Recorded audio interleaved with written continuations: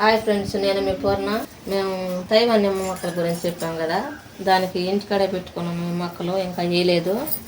ఇవి వేయాలంటే వర్షం ఎక్కువగా ఉండేళ్ళకి ఇంటికాడే పెట్టుకున్నాము. ఈ కాయలు కూడా వస్తూ ఉన్నాయి. ఇక చూడండి, ఈ విధంగా వస్తూ ఉన్నాయి. ఇగో చూడండి, ఇగో ఇప్పుడు కాయలు రాకూడదు, వీటిని కోసేయాలి. వీటిని ఇప్పుడు దీనికి పురుగులు ఇంటికాడ పెట్టినా కానీ పురుగులు వచ్చేస్తున్నాయి. పురుగులకు పోయేదానికి మందు తెచ్చినాం, పురుగుల మందు. ఇదిగో ఈ మందు తెచ్చాము, ఇది కొడతాము వీటికి. ఈ పురుగుల మందు ఈ మూత నిండా మందు తీసుకుంటే ఒక బగటి నీళ్ళల్లో పోసుకోవాలి. ఇంత పెద్ద బగటి నీళ్ళల్లో పోసుకోవాలి.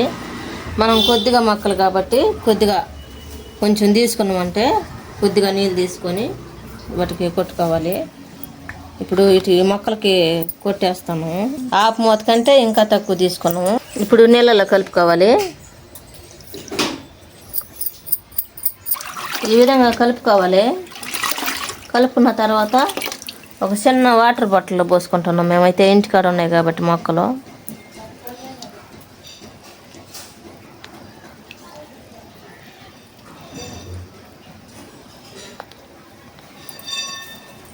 ఈ విధంగా వాటర్ బాటిల్లో పోసుకున్న తర్వాత మూత పెట్టేసుకోవాలి.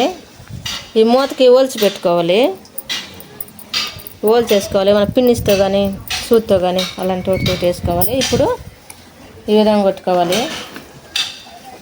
ఇంటికాడే ఉన్నాయి కదా, మనం పంపు తెచ్చి కొట్టట్లేదు. ఇదిగో ఈ విధంగా పురుగు పడుతుంది, చూసారా? ఇదిగో ఇది పురుగు. ఇదిగో ఈ విధంగా చిన్న పురుగు వచ్చేస్తుంది. తర్వాత ఈ విధంగా పెద్దది అయిపోతుంది. ఈ పురుగులు చావాలనే ఈ మందు కొడతాను.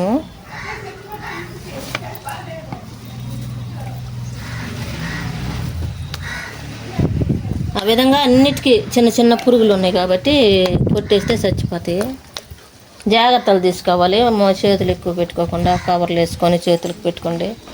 మేమైతే వేసుకోలేదు, కొద్దిగా లైట్గా వేసాం కాబట్టి ముందు. ఇదిగో చూసారా, ఈ విధంగా ఉన్నాయి పురుగులు. ఇదిగో వెళ్ళిపోతా ఉంది చూడండి. అది అన్నదాత సుఖీ భవ. Thank for watching.